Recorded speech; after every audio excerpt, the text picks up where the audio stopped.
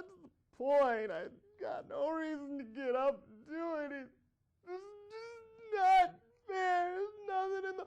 What? Football? Yeah! That's right, Tom. Football season's back. So be happy. Get up and enjoy it. I know I will. Actually, everybody should, because it is a long year without football. It makes the summer kind of sad, the spring kind of sterile, and the winter kind of whittly. Yes. So we're back with the buzz to start the brand new football season. We're just going to kind of go over some of the teams to watch this year, starting in Class C. Norfolk Catholic, I think, is the legitimate favorite in Class C1. A lot of people are riding Ashland Greenwood because they made the state final last year. Let's face it, Catholic is the team that gave Boone Central Newman Grove its toughest game of the season twice. And Catholic returns a pretty good core. They return their starting fronts, they return their linebackers, they return David Engelhaupt at running back. The Wyoming recruit is just a beast. You can build a secondary if you have those first two levels filled defensively. Norfolk Catholic should again be solid, as should Battle Creek. Derek Renner is going to step into that feature back role. I wore purple for you, Derek, in Battle Creek. They do have a lot of spots to fill, but they've built depth over the last couple years. Pierce in Class C1 is another team to watch. The Blue Jays, like generally, aren't necessarily the biggest team in the world, but they've got a lot of speed, starting with Austin Freeman. In the running back position, they've got a quarterback who last year threw for 1,200 yards in Taggart Bailey. Boone Central Newman Grove, not necessarily rebuilding, but they are kind of trying to reload and trying to figure themselves out under a new coach. Mark Hudson takes the reins after Arnie Johnson supposedly retired, but then decided that he's going to go help out at Humphrey Lindsay Holy Family for first-year coach Joe Hesse. Hesse gets the benefit of having Arnie Johnson and Bill Mimick on the sideline with him. Come on, that's too much knowledge.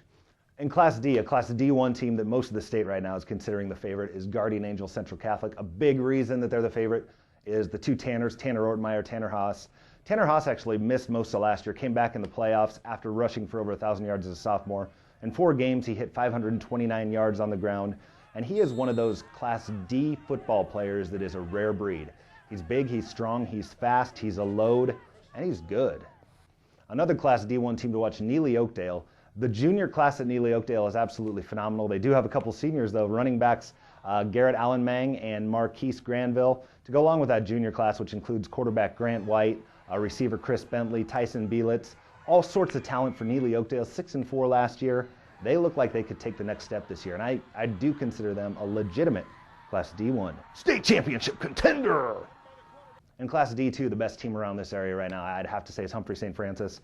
Coach Eric Kessler has turned that into even more of a successful program than it was when he took over about 15 years ago now. Man, I'm old. Anyway, Damian Baumgart comes back at the quarterback spot for the Flyers, and they look to be the cream of the crop in Class D2. Another good Class D2 team from this area, Randolph, has a different Loberg running the football. Well, they will have a different Loberg running the football in Drew Loberg. Loberg is going to become the feature back after his older brother Dylan was the feature back for the last few years, running for over 1,000 yards in each of his sophomore, junior, and senior seasons. As a sophomore, Drew ran for 775 yards, 22 touchdowns. He's going to get a lot more carries this year, so those numbers should be a little bit bigger. One more Class D1 team before we move on is Elgin Public Pope John. The Wolfpack seem to be back. They have 3 guys last year who ran for over 500 yards, Chad Bodie, Kyle Koloff, Andrew Fangman, and a returning quarterback, Seth Schumacher. Passed for 453 yards, ran for 322 more. They gave Neely Oakdale quite a battle, defeating them in the regular season finale and then battling them to the finish in the first round of the Class D1 playoffs. Of course, all of this talk means nothing right now because nobody's played a football game yet. We're going to be teaming up with our sister stations, WJAG 106 Kicks and Light Rock 97.5 to bring you that enhanced coverage with video and audio. Keep tuned to that throughout the year. We're going to have a lot of games for you, both football and volleyball.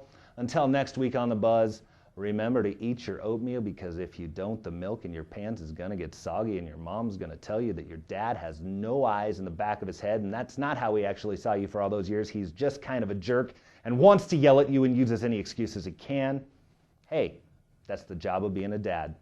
I'm Tom Behmer for The Buzz.